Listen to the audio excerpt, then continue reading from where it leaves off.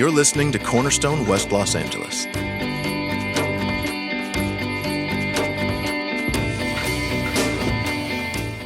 Our passage for this morning is Luke chapter 8, verses 40 through 56. If you want to follow along in the Red Pew Bible in front of you, it is on page 866. It'll also be on the screen, and as always, you can just listen. And here's what it says. Now, when Jesus returned, the crowd welcomed him, for they were all waiting for him. And there came a man named Jairus, who was a ruler of the synagogue, and falling at Jesus' feet, he implored him to come to his house, for he had an only daughter, about 12 years of age, and she was dying. As Jesus went, the people pressed around him, and there was a woman who had had a discharge of blood for 12 years, and though she had spent all her living on physicians, she could not be healed by anyone. She came up behind him and touched the fringe of his garment, and immediately her discharge of blood ceased. And Jesus said, "Who was it that touched me?" When all denied it, Peter said, "Master, the crowds surround you and are pressing in on you." But Jesus said, "Someone touched me, for I perceive that power has gone out from me." And when the woman saw that she was not hidden, she came trembling and falling down before him, declared in the presence of all the people why she had touched him and how she had been immediately healed. And he said to her, "Your daughter," but Jesus on believe. He allowed no one, the father and mother her, but he said, and they by the hand, he returned, and she given her to eat. No one would have. This really was short section power. So last week, he showed his power over disaster and over demons. And this week, you see his power over disease and his power over death. And this week, it's different because the two stories are sandwiched together. You have one story of a healing sandwiched inside of another story of a healing. And in both, Jesus focuses on faith. So you see, daughter, your faith has made you well, he says to the woman. Don't fear, only believe, he says to Jairus. And so what you get in this story, in these set of stories, is an overview of Jesus' teaching on faith, which means, faith is a complicated subject, but you get a piece of everything here. You get a sense of the whole, and you also get something for any step of faith you're on, even if you feel like you haven't started yet. There's a lesson here for you. Now, we're going to learn 4 things from this passage about faith. We're going to learn why you need it, where it starts, how it grows, and where it points. So why do you need it? Why do you need faith? Where it starts, how it grows, and where it points. Okay, first of all, why do you need it? Now, in the passage, Luke says there's a huge crowd, with Jesus, and they're pressing in on him. They're grabbing a hold of him to the point that when he asks his disciples who touched him, they sort of go, everyone. Everyone's touching you. What do you mean, who touched you? And yet, despite all of these people, pressing in, crowding in, touching Jesus, only 2 people in the story have the power of Jesus actually unleashed in their lives. And that means you can be near Jesus, so near you're bumping up against him, and still not have the transforming power let loose in your life. You can be cramped up against him and still not be connected to him. You can touch him, but not really be touching him. And therefore, what do you learn here? Well, you learn you need faith. It's not the proximity to Jesus that made things happen in these people's lives. It was that they had faith. And so you can be at the Bible studies, and you can be in the pews on Sunday, and you can be near all the Christian things, and still not have your life transformed. Back in the 19th century, so the 1800s, there was a preacher named William Haslam, and he became famous because he was converted by one of his own sermons, which is rare, but he wrote an autobiography, and he says, he's preaching, he says, "I don't remember all that I said, but I felt a wonderful light and joy coming into my soul, and all of a sudden, someone in the congregation stood up and shouted out, 'The parson's converted! The parson's converted! Hallelujah!'" And then apparently 300 or 400 other people afterwards started cheering for the preacher who had converted himself in the middle of the sermon. You can be so near to Jesus that you're preaching him. You went to seminary, you did all the things, you're the one in the pulpit, and yet that light and joy haven't come into your soul. What's the difference between the minister before he got up and after he sat down? Faith. You need faith. Maybe you've been so close, so close to Christian things for so long, but the light and the joy, they haven't come into your soul. You've touched up against him, but you haven't touched him. You're not connected to him. What's the secret? What do you need? You need faith. You need faith. Now, where does it start? Where does faith start? Now, it would be very difficult in that society to find two people more different than Jairus and this woman. You notice, he's got a name, she has no name. He's a synagogue ruler. She's a female outcast. He's male, she's female. He's upper crust. He's socially acceptable. She's unacceptable socially. In those times, she was religiously viewed as unclean because of her disease. She lives on the margins. He lives in the center. He's got health, family, plenty of resources. She has no resources. She spent them all on trying to get health, and she has no health. They're incredibly different. What do they have in common? The only thing they really have in common are the two ingredients you need for faith, where faith starts: desperation and direction. Desperation directed towards Jesus. That's where faith always starts. And without those things, faith never starts. And that's important, because some people think that people who have faith, it's all circumstantial. It's really only poor people, only people on the margins who have faith, because they need it, Well, here's Jairus. He's not on the margins. He's upper crust. He's in the center, and he has faith. Some people think that it's really only the comfortable people who haven't suffered very much. Their lives have been easy. And that's why they can believe in a God who loves them and things like that. But here's the woman. She's experienced plenty of suffering, and she has faith. See, what gives rise to faith? Desperation in the direction of Jesus. Desperation and direction. Now, let's look at them. Desperation. The woman, Luke doesn't just say she's sick. Notice, he says she's tried everything. She spent all her living on physicians who did not have a cure. And Jairus, to be a synagogue leader means you had means, you had status, you had more control over your life than other people. But here, none of that can help him. The world can't help her, the world can't help him. She has nothing, he has everything. Both of them reach the same conclusion. They're desperately in need. The world can't save them. Nothing in the world can save them. Now, have you reached that conclusion? There are really two main kinds of spiritual exploration. There's two main kinds of spiritual engagement. There's the kind that is curious and the kind that is desperate. And in any given church, you have a mix of both people. So some people are curious. They're wondering if Jesus has something to offer their life.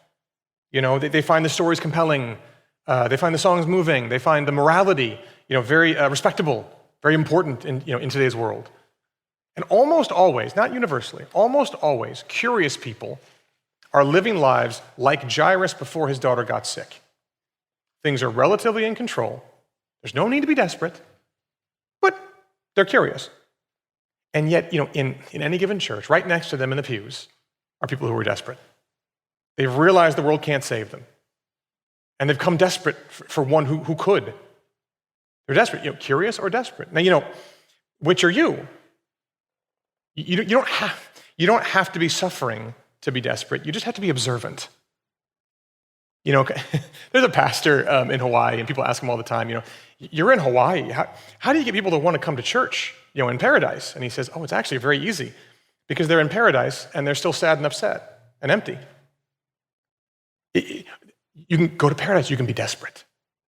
You can be desperate. Have you realized that the world can't save you? Karl Marx said that religion was the opiate of the masses. What he meant is, all these masses, all the masses of people, the unwashed masses, people feed them religion so they sort of stay calm and stay in their lane and do what they're told. Because religion never challenges you, it sort of comforts you so you don't see the real parts of the world that they don't want you to see. And yet, because chapters like, meaning of life anyway. And Jairus, everything's wonderful everything's going to go. And he can save you. What's going to help Jesus? People are suffering. Has to be Jesus. You look at this woman, she's been desperate for 12 years, and for 12 years, she took that desperation everywhere else. She took it to physicians, to doctors, to every other solution, and nothing changed until that desperation was directed towards Jesus Christ. And you look at Jairus. You have to think he's tried doctors at this point. He's had 12 years of desperation packed into a few days. His only daughter, And nothing changed until he took that desperation to Jesus. When you take the desperation, the world can't save me, you take that to Jesus, that's the start of faith. And notice, that's all you need for faith. See, one other thing they have in common is that they don't seem to understand Jesus all that well. She thinks he's magic. She goes, if I just touch the cloak, then it's all going to work out for me. He's got magic powers. He's a synagogue leader, and Jesus was not exactly welcome in most synagogues. He likely had a lot of reservations, a lot of questions about Jesus. And so neither of them are showing up to Jesus saying, "O mighty Son of David, King of Kings, Lord of Lords, as prophesied in the Psalms, particularly Psalm 2 and Psalm 110, fully human and fully divine, I come to you with my perfect faith." None of them are doing that. And yet their faith is flawed. They have all sorts of errors, all sorts of questions, but they came to Jesus with their desperation anyways. They came anyways. That teaches you something. It's not the size of your faith. It's not the quality of your faith. It's the object of your faith. The direction. There's an old illustration. You and a friend, you and a buddy are being chased by a bear out in the woods, and you're running and running and running, and you come to a cliff. And the bear's behind you, and you look over the cliff, and you both see these branches that are hanging out off the side of the cliff, and you say, well, it's either eaten by the bear or jump. Well, your friend, unfortunately, is a Navy SEAL. And so he looks at it, he analyzes it, calculates, and says, this branch will hold. He takes a breath and confidently jumps off the ledge and grabs hold of the branch, and everything's fine. You, of course, your knees are knocking, your palms are sweaty, you're losing your mind, you can't think straight, but you look back at the bear and you think, I'm probably going to die, and you jump off and you grab for the branch. Which one of you gets saved? Both of you. Because it wasn't about how confident you were. It was about how strong the branch was. It's not about the size of your faith, the quality of your faith. It's about what you reach for. It doesn't matter how much faith you have. How much faith do you need to jump off and try and grab that branch? Just enough faith to jump. How much faith do you need to come to Jesus? Just enough faith to come. Just enough to direct it towards him. It doesn't matter how much faith you have. He just wants you to come. And it cuts through so many things that short circuit our faith. You say, I don't have the explanations I need yet. I still have questions. Jesus says, come, just come. I have past experiences. I've been hurt before. Jesus says, just come. Just come. People say to me, all the time, I would love to believe. I just wish I had enough faith to believe. And I just don't. You don't need enough faith. You just need to come. All you need is nothing. It's an old line. All you need is nothing. All you need is need. But most of us don't have it. Do you have nothing? Do you have need? All faith starts here. If you don't have any sense of desperation for him, you won't ever really connect to him. If you bring him anything but need, look at the quality of my faith, look at the strength of my, if you bring him any of that, you don't actually know him. That will only get in the way. All you need is need. Do you have it? He says to you, bring your imperfect faith. Bring your imperfect past, bring your imperfect need, bring your imperfect self to me. Have you done it? That's where faith starts. That's where it starts. You come to Jesus. Desperation in his direction. He won't turn you away. Now, that's not where it stays. That's where it starts, but not where it stays, because what we see in this passage is that Jesus will grow that faith, and boy, how. We get two lessons here on how he grows faith. One's in the story of the woman, and one's in the story of Jairus, and they actually sort of build on each other. Now, first, in the story of the woman, you see how he grows faith from faith in something to faith in someone. He changes your focus from faith in something to faith in someone. About a third of the passage is Jesus looking for this woman, engaging this woman. He makes a point to stop and find her. And everyone thinks he's crazy. How are you going to find someone in this crowd? He still looks. Mark says he kept on looking when he tells his account of this story. And at some point, you start to ask the question, why? I mean, she's already healed. She's fine. There are pressing needs for Jairus' daughter, and Jesus just stops everything and says, I'm not moving forward until I get eyes on this person. Now, why is he so interested in a one-on-one encounter with this woman? Why is he as eager to get to her after she's healed as she was eager to get to him before she was healed? Martin Buber was a 20th century philosopher, and your eyes are glazing over, but listen. If you've ever talked about objectifying people, you got it from Martin Buber. Okay, he had this concept of relationships to things in the world. He says there's only two kinds of relationships, to things, to people, to anything. There's an I-it relationship and an I-thou relationship. I-it and I-thou. You have an I-it relationship with your toaster. It's an it. You're a subject, it's an object. And so you use a toaster. You don't have a personal connection with your toaster. You didn't get it because you appreciate its personality. You got it because you want it to make good toast. And that's how you evaluate it in your life. But a friend, like a good friend, that's an I-thou relationship. You're a subject, but so's your friend. You both contain worlds. And so, all you care about the toaster is how well it works. And all the toaster knows about you is how dark you like your toast. But you care about your friend for herself, for himself, not for what they can do for you. And therefore, you know them and they know you. Not a piece of you, they know you. Now, this woman came to Jesus for healing. She wasn't planning on meeting him. She was planning on getting healed. She came looking for a miracle. Jesus was looking for a meeting. She came looking for something, and he said, we're not leaving until you see what you need is someone. He's taking her from an I-it relationship to an I-thou relationship. See, he's not here to produce things in your life out of his power or his grace. He's here to bring himself into your life. He's looking for a meeting. And so he will refuse to be an employer giving you your due wage. He will refuse to be a genie giving you your better life. He will only ever be a person, the most significant, the most personal of persons than anyone you've ever encountered. That's what he will be for you. And so when you come to Jesus, he will always be growing your faith. I think Jesus can fix it. Oftentimes, that's the ways you know that I'm not doing spirit. I want to get. He's for him himself. He made sure thing about him, this just briefly, by the grows that faith, you will find you won't get it. If you come to him for him, then you'll get joy. Imagine two men after the same woman. She's very rich, and one of them's after her for the money, and the other is after her because he loves her. He loves her for herself. Now, that's like a million movies, right? And in the movie, you're always rooting for the second guy. But the thing is, if you were in that situation, you actually want to be the second guy. You know why? Because the first guy is always working, always wondering, is it going to pay off? Is it going to work? How is she viewing me? Am I going to get what I need from her? How do I know? He's full of anxiety. He's full of emptiness, trying to get full. But the second guy, he doesn't care about any of that. He's not looking to see if he gets what he needs. When he's in her presence, he has what he needs. He's full of peace. He's full of joy.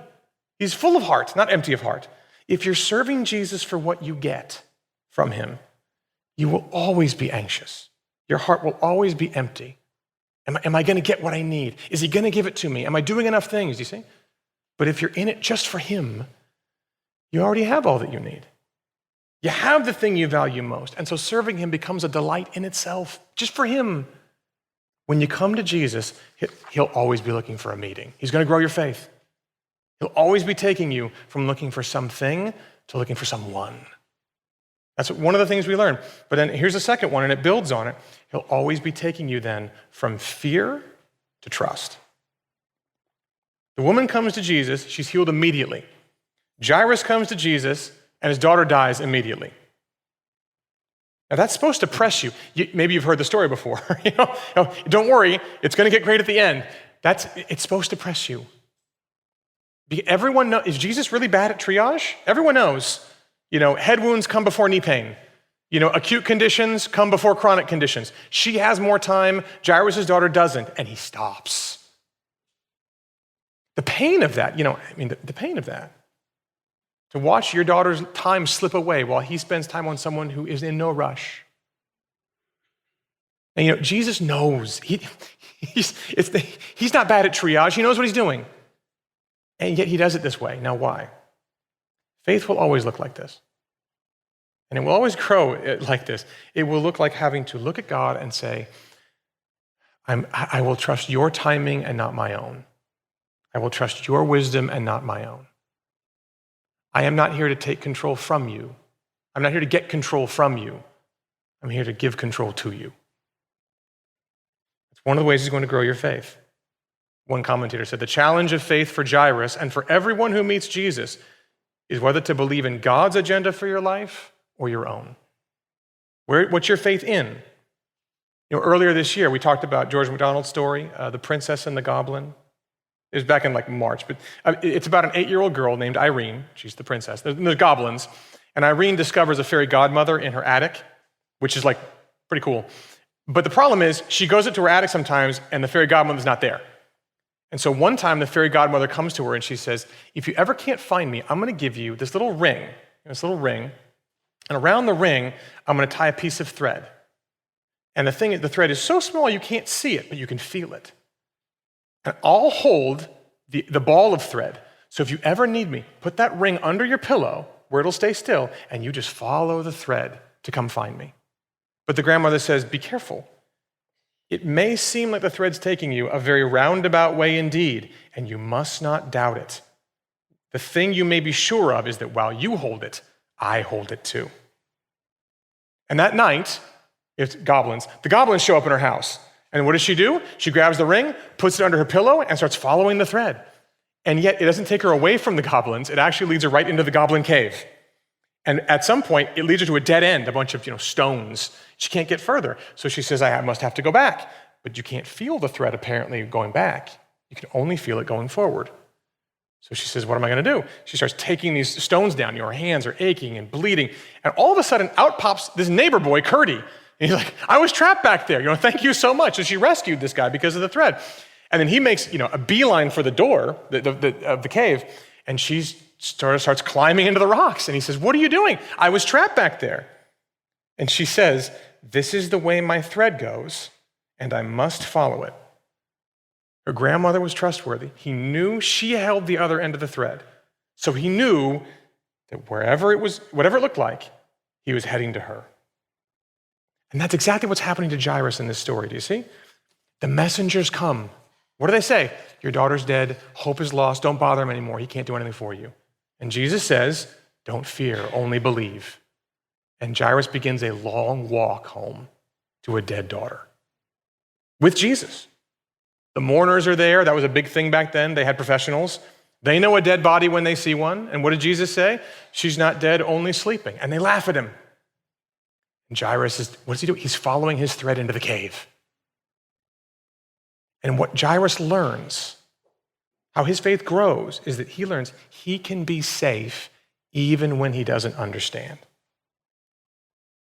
Now, to a person, we all believe that if we understand what is going on and why, then we'll have peace. But what you have to see is that's not actually faith in Jesus. That's faith in yourself. Jesus is saying, you can have the most peace, you are the most safe, not when you understand, but when you are with me.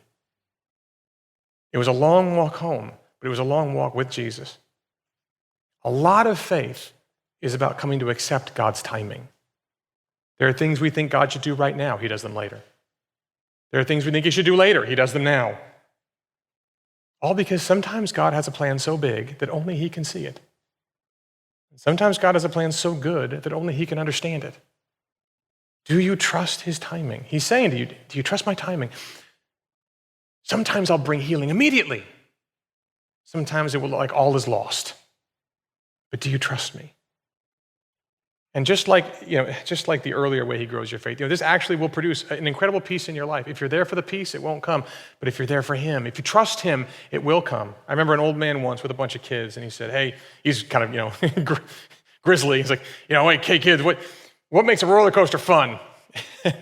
And the kids are all like, the loops, when it gets dark, it goes so fast. And he said, wrong. He said, the safety bar. The safety bar is what makes a roller coaster fun. Because without that, all that other stuff is terrifying. He's got a point. At some level, with no safety bar, all that stuff, you're holding on for dear life. Less loops, please. Turn the lights on. Because goblins, everything is dark. It's full of, nothing else can give you. Don't have faith here of losing child. You render it in it's a girl, girl, back your beloved. That's what parents say. He says, death is just sleep. Everyone laughs, and he calls her little girl. What's going on? He's holding the ball of thread. And he comes in and he says, of course she's dead, but when I'm here, death is just sleep. And when I'm here, when I take your hand, your real parents have come. Your real family is here. And she gets up. And he has to remind them to give her something to eat. Because, of course, they're a little bit, in awe. And you notice the story sort of ratchet up. First is, do you believe I can heal this woman? Then it's, do you believe I can raise this dead child? But eventually, as you keep reading, the question is, do you believe I can raise you from your death? Do you believe I have power over your death too? Because at some point, that woman is dead now. She was alive and healed for a while, but then she died. That child is dead now too. But Jesus promises that one day, over every single person who believes, he will come to you and he will say, little child, get up. It's time to get up. Old hymns, oh Jesus, draw near my dying bed and take me into thy keeping. And say when my spirit is hence fled, child, you have not died, but are only sleeping. And your death will turn out to be just sleep, and your family will have just arrived. Whatever comes next, whether it's rejoicing or suffering, if you have him, everything will be well. Now, do you have that confidence? Jesus wants to grow your faith. Come to him with desperation. He'll grow your faith until it looks like this, until it's about him, not things, until it's about trust, not fear. Now, last, where it points. Two remarkable statements at the very heart of the passage. One is he says, I perceive that power has gone out from me. Now that's strange because one of the unique things about Jesus, when you read about him in the Gospels, is how he doesn't ever have to really strain to heal people. Other stories of healing, it's sort of like there's an incantation and there's a lot of heavy breathing and sort of like a lot of moving of things, and and then the healing's done and it's sort of and the healer collapses because his strength is spent, like a battery that's sort of run dry. Well, Jesus doesn't ever seem that way. Remember last week? There's a storm that needs to get stilled. He doesn't do a big thing. He just says, stop, shut up, and it goes away. He wants to get his child up from the dead, so he goes, hey, get up. He's never straining. And yet it says here, he feels power go out from him. And then he goes on, right after that, and he calls her daughter. Daughter, your faith has made you well. Now, again, you kind of got to do a little cultural work, but that's not a way you would speak to a grown woman. That's how you would speak to someone extremely close to you and extremely beloved by you. And so you have these two really remarkable statements here. What's happening? It shows you something. It shows you where faith points, because what you're seeing is a trade. Jesus isn't losing power. He's not draining like a battery. He's getting a foretaste of what would happen on the cross. Because what you have in this woman is someone who was ceremonially unclean. She couldn't, based on the Old Testament laws, enter the presence of God and worship. And you know what? Jairus' daughter, because she was dead, she was also unclean. If you touched a dead body, you couldn't enter God's presence for worship. And those laws were always meant to point to the fact that none of us can enter God's presence. All of us are polluted. All of us are unholy. None of us belong there.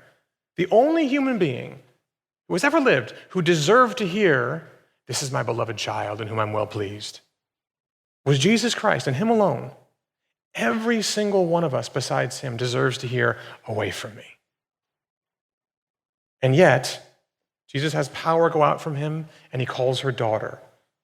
What it means is, my beloved child, she came as a nobody, she came as someone unclean, and she left as a precious daughter, as precious to Jesus as Jairus' daughter was precious to him. And how? Because power went out from him. Do you see what's happening?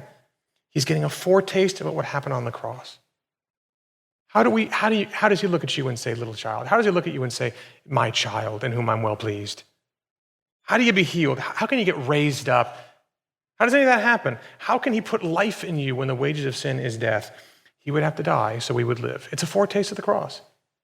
This is where faith points. It always, always points to him becoming weak so you can be made strong. To him being buried so we can say to you, little child, arise. Your real family's here. Your real life is beginning.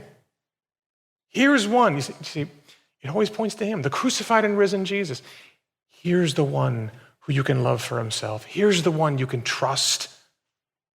Come to him with your desperation, and he will grow your faith until it points to him and him alone, until you see the crucified and risen Jesus for you and say, in him I have everything. In him I trust. What can man do to me? Let's pray.